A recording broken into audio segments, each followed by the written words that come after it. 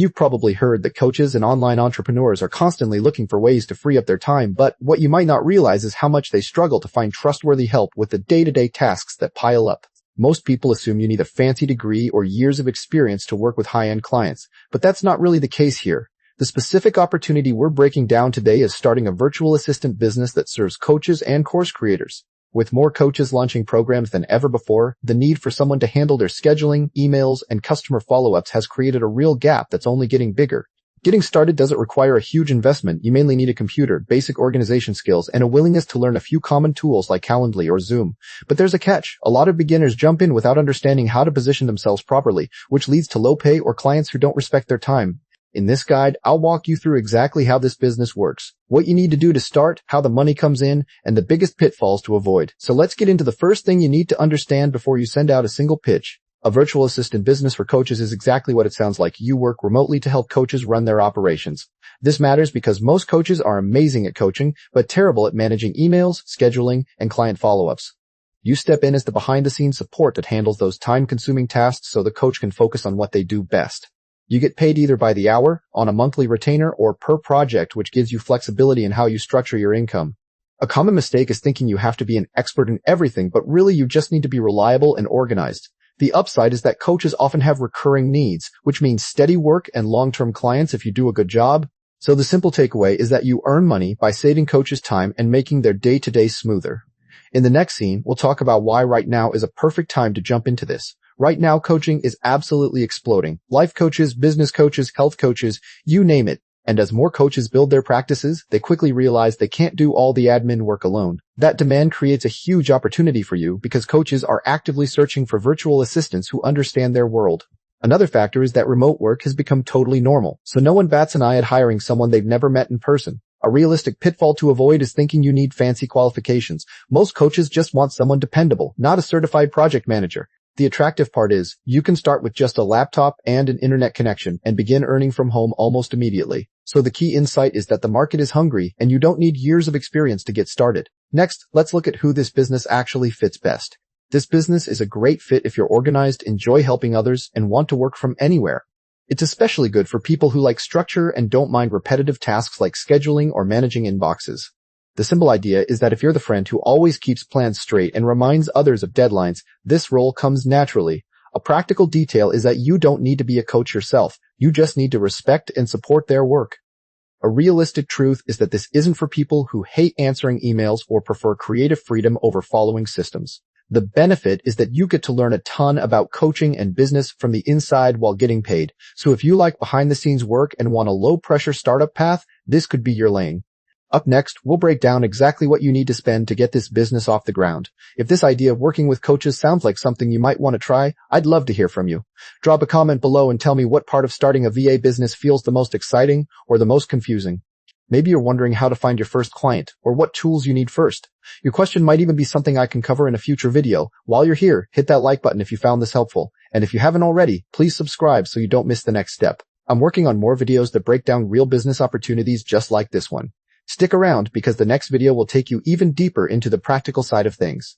The startup costs for a virtual assistant business for coaches are surprisingly low, often under a couple $100s. This matters because you don't want to risk a lot of money before you even land your first client. At the bare minimum, you need a reliable computer, a decent internet connection, and a quiet space to take calls. For tools, a simple scheduling app like Calendly, a task manager like Trello, and a good email setup are usually enough to start. A common pitfall is overspending on fancy software before you know what your specific coach actually needs from you. The upside is that most of these tools have free versions that work perfectly fine when you're beginning. So the practical step is to keep your setup minimal and only buy extras when a client requires them. Now let's get into what your actual workday might look like once you have clients. Your day-to-day work revolves around handling the tasks a coach doesn't want to do, like sorting emails and rescheduling calls. This matters because the clearer your routine, the more value you provide and the less stress you carry.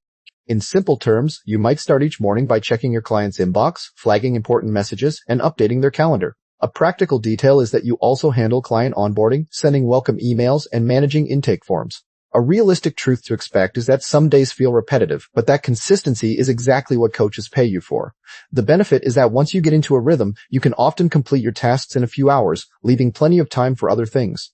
So the takeaway here is that you're essentially the coach's operations anchor, keeping everything running smoothly.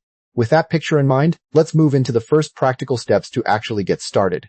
The very first step is to clearly define what services you'll offer, like email management or calendar scheduling, so you stay focused. This matters because coaches will ask what you do, and a vague answer makes you look unprepared. Next, create a simple one-page website or a LinkedIn profile that lists those services and shows you understand the coaching industry. A practical detail is to start by offering help to a coach you already know, even if it's just a few hours a week. A common mistake is waiting until you have a perfect website before reaching out. Momentum beats perfection every time. The upside is that you can test your services, get feedback, and build confidence without a big launch. So your actionable step is to write down your top 3 service offerings and message one coach today. Stick around because in the next scene we'll cover how to set your rates and actually land your first paying client. Ease DCS. Scene 7. How to find your first customers. So once you're set up, the big question is, where do you actually find your first clients? This part trips a lot of people up because they think they need a huge audience or a fancy website. The truth is, your first customers are probably people you already know or can reach through a simple connection. Start by reaching out to coaches you follow on social media and offering to help with one small task for free. A common mistake is trying to pitch yourself as a full-service assistant right away instead of solving one specific problem. The upside is that coaches are always overwhelmed and will gladly say yes to someone who makes their life easier. Just send a short message saying you noticed they could use help with scheduling or email management and you'd love to assist. Once you land that first client, you'll have a real example to show the next person you reach out to.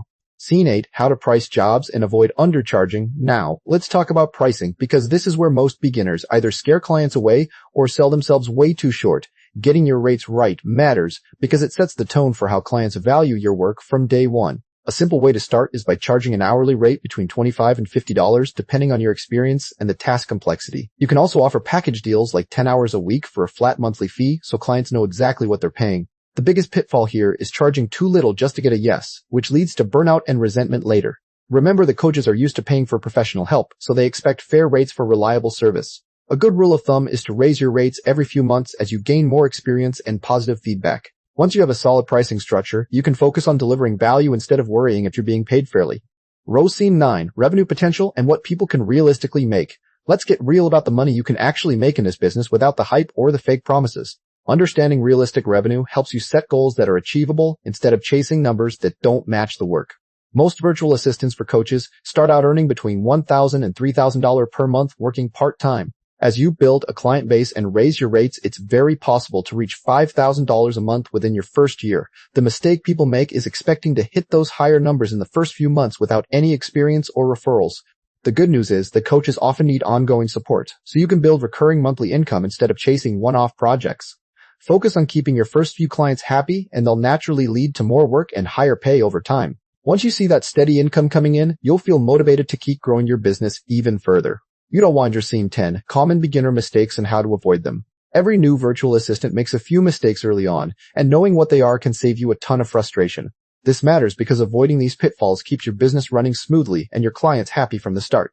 One of the biggest mistakes is taking on too many clients at once and then struggling to deliver quality work on time. Another common error is not setting clear boundaries around your working hours and letting clients message you at all hours of the night. Beginners also tend to say yes to every task even when it's outside their skill set, which leads to stress and poor results. The upside is that these mistakes are easy to fix once you recognize them and put simple systems in place. Start by limiting yourself to 2 or 3 clients at first and using a shared calendar to set clear availability. Learning from these early bumps will make you a stronger assistant and help you keep clients for the long haul. Scene 11. How to stand out from competitors. There are a lot of virtual assistants out there, so you need a way to stand out without being pushy or salesy. Standing out matters because coaches get pitched all the time, and they'll only say yes to someone who feels different. The best way to separate yourself is to specialize in one area like email management or social media scheduling instead of offering everything. You can also stand out by learning the specific tools the coaches use like Kajabi or Calendly so you can hit the ground running. A mistake people make is trying to sound like a big agency instead of being a friendly, reliable person who genuinely helps. The benefit of being personal and specialized is that coaches will remember you and recommend you to their peers. A simple step is to create a one-page document showing exactly how you solved a problem for a past client. Once you have that proof, you'll naturally attract clients who want your specific help instead of a generic assistant. Inaugurations, Scene 12. How to build momentum, referrals, and repeat business. The real magic in this business happens when you stop chasing clients and start getting referrals and repeat work. Building momentum is important because it turns your business into something that grows without you constantly hustling for new leads. The simplest way to get referrals is to do such a great job that your clients can't help but tell other coaches about you. You can also ask directly for referrals by saying something like, "If you know anyone who needs help, I'd love an introduction." A common mistake is assuming clients will naturally refer you without you ever mentioning it or making it easy for them. The upside is that referred clients already trust you before you even start, so they're easier to work with and more likely to stay. Focus on over-delivering on the small things like being on time and communicating clearly, and the referrals will follow. Once you have a steady stream of repeat clients and referrals, you're ready to scale up and take your business to the next level. Marketing your virtual assistant business doesn't have to be complicated or expensive. The key is to stay visible so coaches remember you when they need help. Pick 2 or 3 simple channels like LinkedIn, Instagram, or email outreach and stick with them. Post short, helpful tips about what you do, like how you organize client schedules or manage email inboxes. A common mistake is trying to be everywhere at once, which just burns you out fast. Instead, focus on building real relationships by commenting on coaches' posts and sending personalized messages. Set aside just 15 minutes a day for marketing, and it will feel manageable over time. Once you have a steady flow of leads, you can start thinking about growing your income. Starting with small tasks is fine, but you want to move toward bigger projects over time. The more value you provide, the more you can charge without scaring clients away. Look for ways to bundle your services, like offering a full social media management package instead of just posting updates. You can also raise your rates gradually as you gain experience and positive testimonials. A realistic truth is that some clients will only ever want basic help, and that's okay. The upside is that one high-paying client can replace several smaller ones, freeing up your time. Start by asking your best clients if they need extra support in areas you haven't offered yet. This natural growth keeps your business moving forward without a huge leap. You now have a solid foundation for understanding this virtual assistant opportunity, but there is always more to learn. That is why I recommend checking out www.wealthylifetribe.com. Over there, you will find practical guides, tool recommendations, and step-by-step content that goes beyond what we covered here. Whether you want to know more about automation, client communication, or how to price your services, the resources are built to help you take real action. It is a space focused on helping people like you explore income ideas and business building skills without the hype. You can learn at your own pace and revisit the materials whenever you need a refresher. Making this business work is about steady learning and testing, and the site is designed to support that process. Visit the site, explore what fits your situation, and keep moving forward one step at a time. No business is perfect, and this one comes with its own set of challenges.